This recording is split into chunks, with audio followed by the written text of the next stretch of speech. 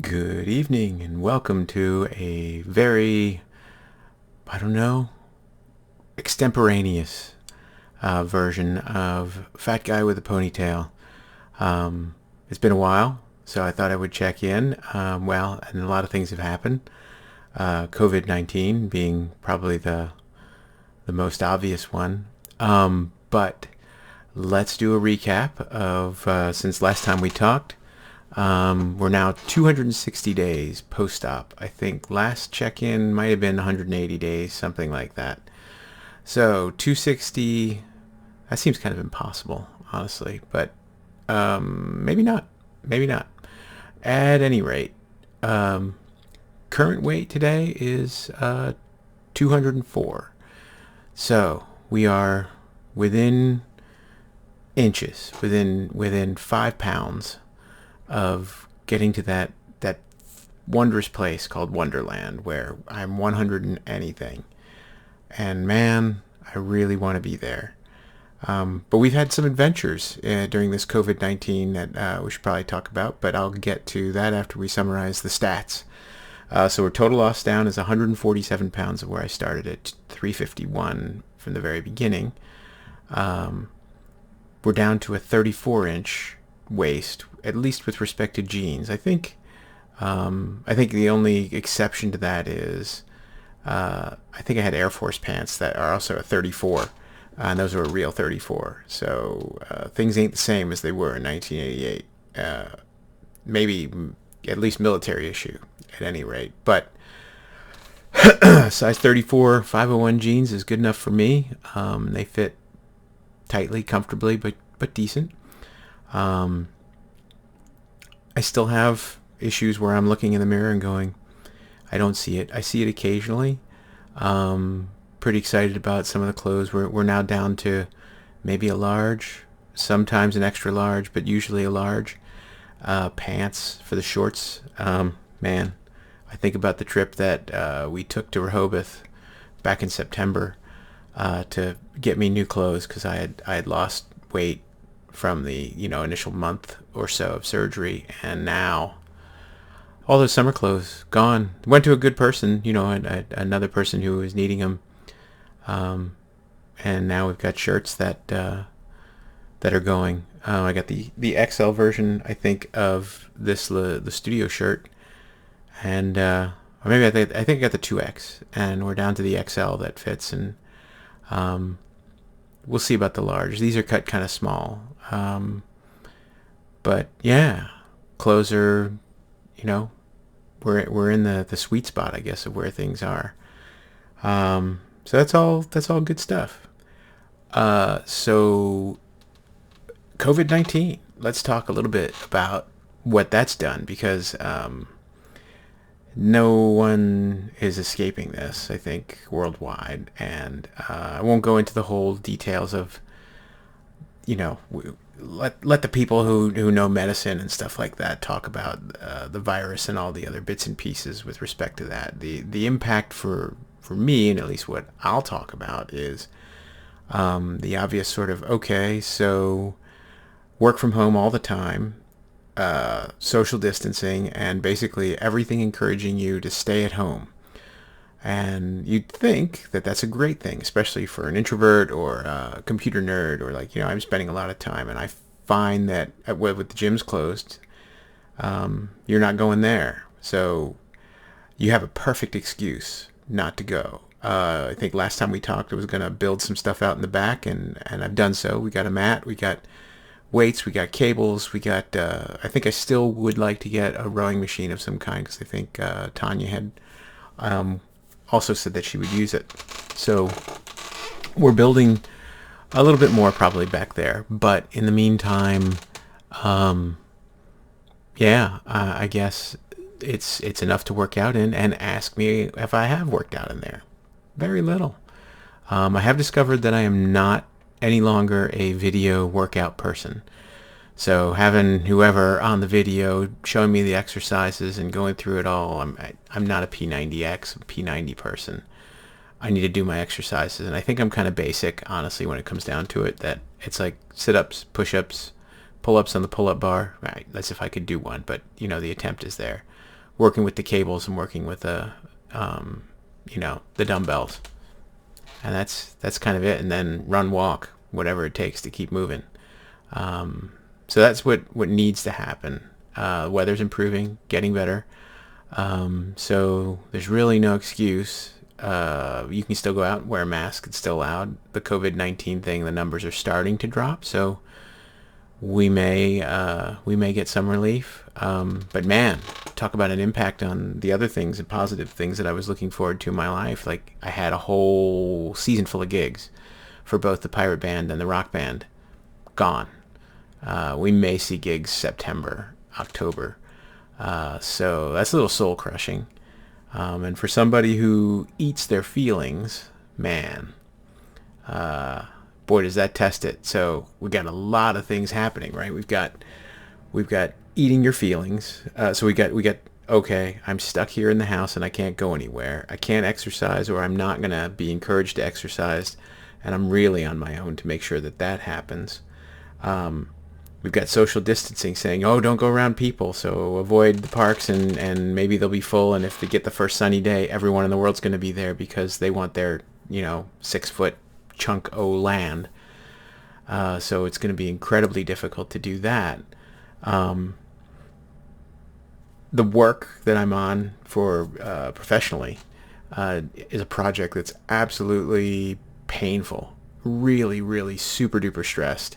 And we're in crunch mode now, the last 30 days of the project. And anytime I've been on that project, that's in that last phase, it is rough. We're talking 60-hour work weeks. We're talking long nights. And, in the midst of the pandemic, all of those things really create a perfect storm of sending anyone who's dieting, even bariatric folks who, whose body's going to let them know they're making a mistake. It's gonna take its toll. It's you really have to dig deep to find the discipline to not do it. And I can't say that I've been fantastic. So in fact, I'll tell you a story about something really, really important, and it's why I think I titled the episode "Popcorn Farts," because it's funny, and yet it's not funny. So if you've read anything on the bariatric surgery, and you've looked at any sort of, okay, so what do I need to watch out for? What can I never have? And they go through the whole sort of like, okay, sugar's terrible, carbonated beverage is terrible, and one of the outlier weird ones is popcorn. You say, I'm confused. Don't we have little popcorn cakes? Aren't those good? It's really the salt and butter, right? So I could just avoid that. And you think, oh, well, maybe I'll just limit my portions. And everything reads like most of your diet type stuff that basically tells you, don't eat popcorn. It's a slippery slope. I don't know if I told the story about the M&Ms. And during Christmas time, I went a little off the rails with that for about a day or two, going, oh, I can eat M&Ms. Oh, I don't die. Oh, I'll eat suddenly, I've had 3 fistfuls of M&Ms, and I'm starting to go, ooh, I got the heart palpitations, the whole dumping syndrome that goes with that. And I learned it's also a gateway to all the bad habits. So bad Joe, no M&Ms. They're too accessible. So we basically just avoid chocolate and sweets and stuff like that, because I will convince myself that it's okay.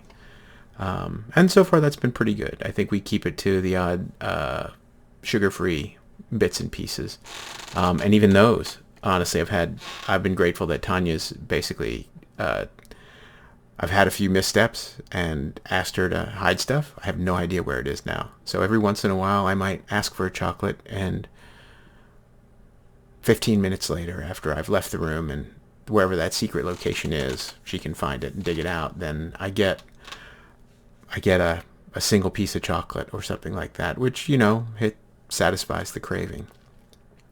So during this COVID-19 and Project from Hell situation,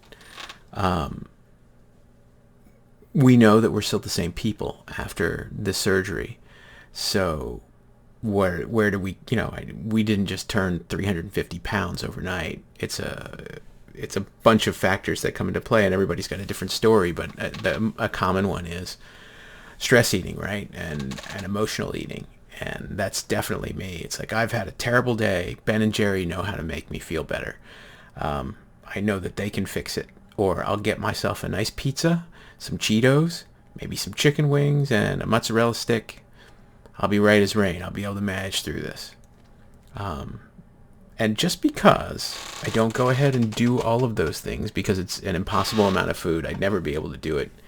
And, on some level, COVID-19 makes the food delivery process accessible, sometimes not accessible. It's a little challenging sometimes, but still doable. At any rate, I've avoided it, and I've tried to stick to and also I can't get away, right? I mean, I'm working 60-hour weeks, so I'm in front of the computer doing my job and not getting to do the things that I love, which makes me angry and spiteful and everything else like that. So, long story short, we see the portion sizes starting to increase, or subtly. So it's not like suddenly I can eat an entire, bowl of mac and cheese if I wanted to. It's like, no, it doesn't happen that way. It happens with, I'm going to eat this, and then an hour later, I'm going to eat this. Then an hour later, I'm going to eat this. And then,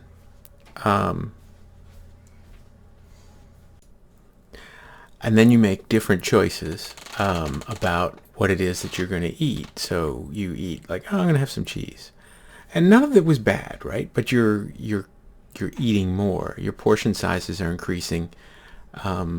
Sort of the death of 1,000 cuts while you go ahead and do that. So in my case, it was a little bit of cheese, then some meat, then maybe some fruit, then maybe some more cheese. Then maybe I'll have lunch because I didn't have lunch, and so on and so on. And this is how it goes.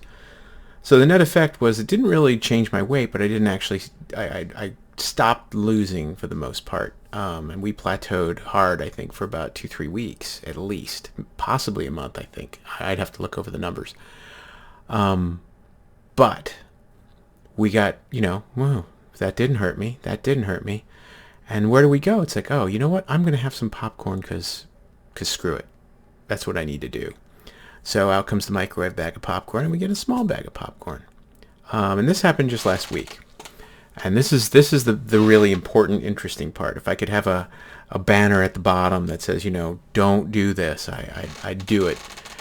Because when they talk about not eating popcorn and that it's a gateway, and there's a lot of other things that you read and you say, oh, but it's not going to happen that way for me. So I'll tell you the rest of the story. We have a little bag of popcorn. Next day, another stressful day. You know what? I lived through the popcorn and it made me happy. I think I'm going to have some more popcorn. And it's honestly like, the small bags are about this big. So yeah, how much popcorn could that be? I mean, they say none, but I'm having a little bit, so it should be okay. And, your body tells you, sure, it is sorta, but it doesn't. So maybe the fourth day out of that week, and not necessarily consecutively, but let's just call it out of 4 days in the week. We hit the weekend, and then Tanya's like, let's do a movie. And I'm like, yeah, I think I need a movie. I need to cut away from the screen and just sort of watch a movie like old times. And popcorn with the movie. It's going to be perfect. I'm not drinking anything with it. Don't have my big, because that's how you do it, right? Back in the day, it's a big cup with the Coca-Cola and the icy cold, and you got the popcorn the size of your head, and you just, munch the popcorn full of salt because you got to have that on it. And you suck on the soda and you go, man, life is good. This was not that kind of craziness. This was just a little tiny bag. No drinking. I'd also noticed that too during this COVID thing, that my discipline with respect to wait 30 minutes has sort of slipped a bit. And we're feeling healthier, right? As we get further out from post-op, our body's sort of adjusted. We don't have the same, we're in that zone where we're doing stuff, and it's like, yeah, it's a little deceptive. So come Saturday, I get this massive, like somebody is pushing that alien thing out of my chest, like literally right here. And I started noticing, like, oh, that's where my stomach is now. It's not down here. My stomach is about this big, and it's sitting right here, except the problem is that it's sitting a little further, like, wow, that's really close. Not only that, when I touch it, it hurts. It's like, I don't touch it. It's like, yeah, it never hurt before. And it's really painful. And then the best part is, so that night when I started having that pain for the first time, and it does feel like I'd done 300 sit-ups. And it's uncomfortable to sit in a particular way. Standing feels a little good for a little while. Laying down, sort of, it just doesn't feel, it's just enough that you go, I don't think things are right, but I don't think I'm in trouble. Do I go to the ER? Do I not go to the ER? And I'm not a panic person or a go to the ER person. I'm not a big fan of going to see docs in general. So I was like, I'll just live with it. But man, this is not a good feeling. So suddenly comes the farting, the endless, nonstop. Your whole day is spent just motoring around like, and everywhere you go, it's not just like a little bit, it's like, and these are not, like something died in your butt farts. These are just, innocuous sort of, there goes a noisy person who just can't seem to stop farting. And it's all day long. Into the night, you go to sleep. Tanya had to sleep someplace else because all night long, I'm sleeping, dreaming, and farting. Okay, great, good stuff. Who wouldn't want that? Next morning, you think, okay, well, maybe it's just a bad night. Like, like a night of drinking beer, whatever. You have those kind of things that happen. Now all day long, same old. And you take a drink of something, and you can feel it go, and the bubbles, and you're like going, oh man, I know what happens next. And it does. So I was like, oh, I'm in a panic. I don't know what to do. And I knew that I was getting close to my goal. Like this was like 211. And I'm like, man, I really, what I really want to be is in Wonderland for my birthday, which is a little less than a month away. So, I had thoughts that maybe I'll do a pouch reset because I noticed things were running along, and it's a little early for that. I think it's like I'm only 8 months post-op, so it's like, well, a lot of people, that's like a 2-year, 3-year thing. You're still in that honeymoon period technically, but I really wanted it, so I was like, well, maybe I'll get the shakes and everything else like that. Well, everything I had read, because the internet's the best place for truth, isn't it? So I'd read stuff about like, what could this be? You see a lot of stuff like popcorn's bad. Popcorn expands in the stomach. Popcorn's, and I have diverticulosis. So all the intestines and stuff like that are already irritated and will not react well to nuts and seeds and, oh yeah, popcorn. And that has always been a problem. And we knew this. So like, honestly, hot buttered popcorn in my larger self, pre-surgery self, was always a challenge digestively, and it's because lactose intolerance as well. So this was, I wouldn't say 2-3 days of pain and agony, and I decided to put myself back on liquids to see if that cleared things up, and I will say it did. But it took like a full day of liquids before I started feeling anything reasonable to like, okay, I'm not going to die. Like I couldn't even sleep comfortably, like sitting on my back, stomach. It just really, and I needed to sleep in the other room.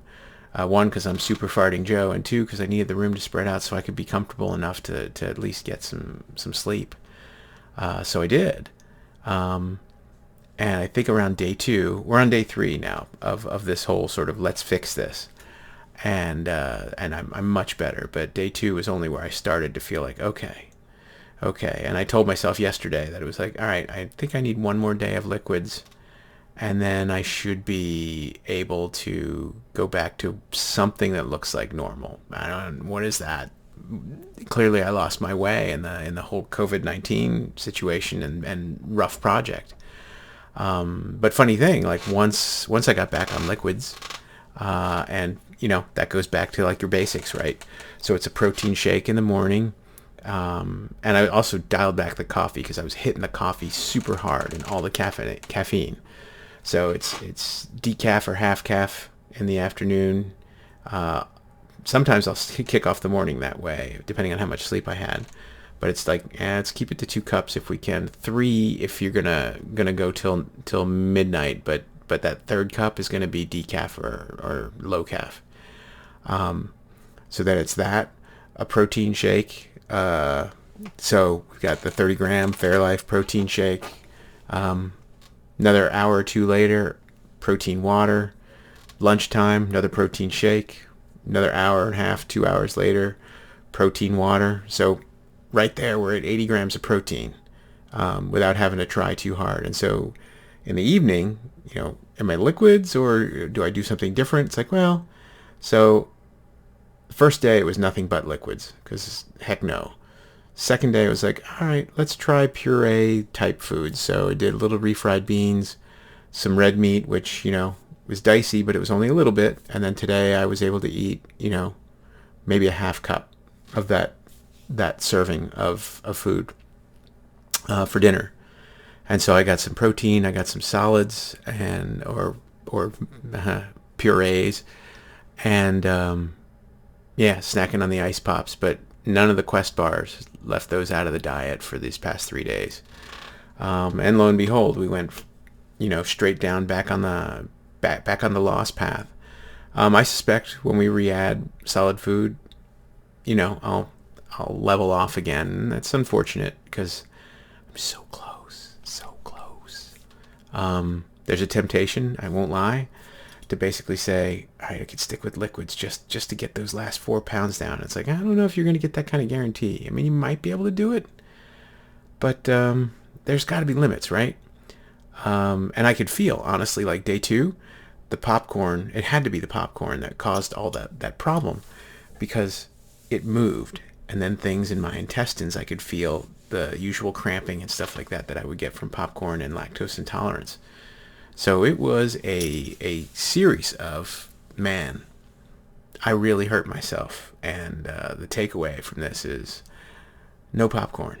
So if you're out there, all 3 of you, whoever it is, because no one's really watching this, but if you were, even Joe, 3 years from now, if you're watching this and thinking, what was that like? It's like, don't do it. No popcorn for you. No means no, really. Like when they tell you no, that one's for real. Like super serious. Don't do it. You will be so regretting it on so many different levels. There's nothing good about it. It is completely and utterly not worth it. I can't say that about a lot of foods. Potato chips were really, really gross and still remain that way for me. And this one joins the list of, man, don't eat that popcorn. Even if you think it tastes delicious, it's gonna kill you. So that's today's lecture on popcorn. And what's coming up next? Well, the COVID stuff is lessening. Do we see gigs in the future? Well, we might see rehearsals in the future.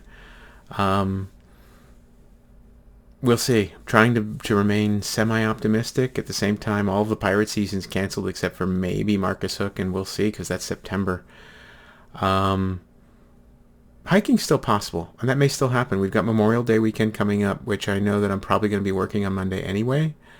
But it was nice. I got a walk out at Downs Park and did the perimeter, and that always takes me back to the good places. So I think maybe another hike might be in my future and getting ready because I really, really, really, another one of those goals that I want to talk about next time I'm on here, and I've done it, is Annapolis Rocks, the hike to Annapolis Rocks, because this has happened once.